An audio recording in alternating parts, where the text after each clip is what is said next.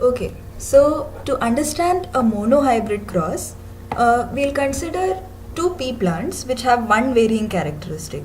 So we'll take the size of the pea plant as the varying characteristic.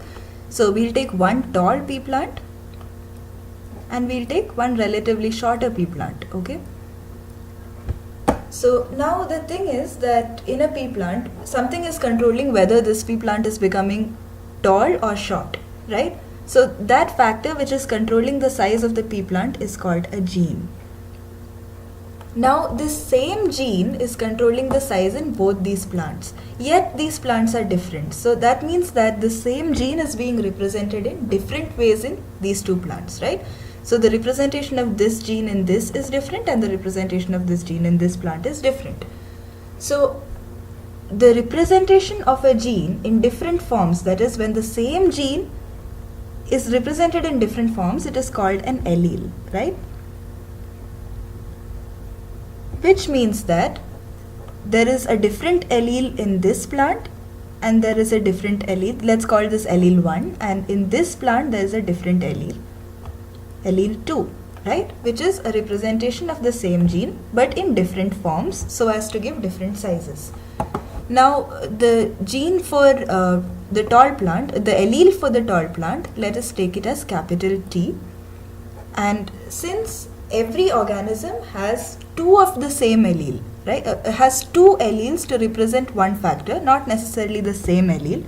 So for example, size in this pea plant is represented by two alleles. So you have one capital T and let's have another capital T here. And for this shorter plant, the allele is small t.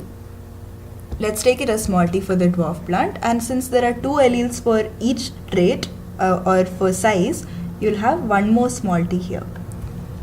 Now what we are basically doing here is we are crossing two plants keeping in mind only one characteristic. Mono means one, right? So only one varying characteristic is there between these two plants. We are ignoring any other varying characteristics like the color of the flower or the color of the pod. In this case, we are only concerned with one characteristic, which is size, which is why this is called a monohybrid cross. Now what happens is you have two plants with allele representations like this, right? Now the thing is, if both the alleles for size or both the alleles for a particular trait are the same, right? You have capital T and capital T. Both the alleles for size are same. Or you have small t and small t. Both are same. This is called a homozygous plant.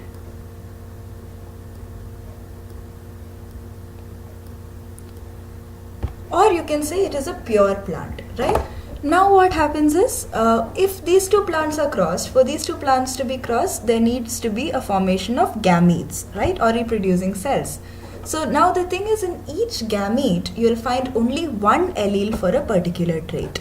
So we'll split these two allele representations right down the middle to get only one allele for each gamete.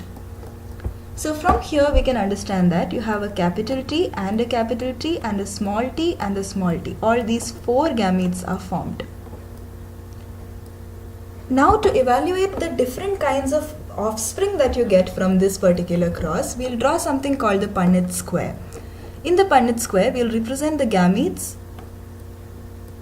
in this particular form. So from this plant, these gametes have come, and from this plant, you get these gametes. Now we'll cross these over. So you get capital T from this plant and small t from this plant in this section. Similarly, in this section, capital T from this plant and small t from this plant. Following along in the same fashion, we complete the Punnett square like this. Now the thing is, we notice that the allele representation of all the progeny is exactly the same in this generation. This generation is called the F1 generation, or the first filial generation, right? So now what happens is, you can see that the allele representation is capital T small t, which is different from both the parents, right? Yet what was observed is, when this actually happened, when this experiment was actually carried out, all these plants looked tall. So even though their allele representation is different from the tall parent, which is capital T, even though the allele representation is this way, they all looked tall, right? Which goes on to say that if you have capital T or capital T small t, in both these cases the plant is going to look tall. But if it is small t, then the plant is going to look short. So in appearance, this particular allele representation and this representation both will be the same. But the thing is, on the inside, this is different. In what way is this different? This is a heterozygous representation, right? Because both the alleles which are there for size are of different kinds. So the appearance, the way we describe the appearance of a particular plant is called the phenotype of the plant, what it looks like on the outside, and the way the alleles are represented is called the genotype of the plant, right? So in this case, we can see all of these have a phenotype of tall and all of these have a genotype that looks like this. Whereas for the parents, the genotype looked like this and this. Now, if we are to take the next generation, just a second please. Yeah. So now if we are to take the next generation, right? So from the first filial generation, we got this particular kind of genotype. Now if we were to self-pollinate, that is, if we were to cross two plants of the first filial generation itself, it will look something like this. Now as we had seen, for gamete formation, we get only one allele per gamete. So we split it like this. And now you get gametes along the lines of this.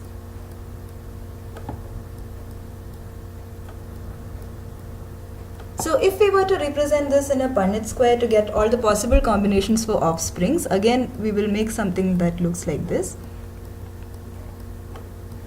for representing all the gametes. Now just as we did previously, we will get capital T from here and we'll get capital T from here. Then we'll get small t from here and capital T from here. And similarly proceeding like this, we will get a representation that looks like this. Now it is quite easy to identify that this capital T is the same as the parent we had initially taken, and this was the tall homozygous parent. In this case, again it is easy to identify as the parent we had taken initially, which was the dwarf homozygous parent. And the other two we can identify from the first filial generation itself, which we self-pollinated to get these offspring. So you have capital T and small t here. Now as we just saw in the previous case, it looks tall, but it is heterozygous because both the alleles representing the size are different. So now you have three different genotypes. If you see, you have capital T, you have small t, and you have capital T, small t. But phenotypes, this one is going to be tall, this one is going to be tall, and this one is going to be short. So this is how we represent a monohybrid cross between two plants which are capital T, that is pure tall, and small t, that is pure short.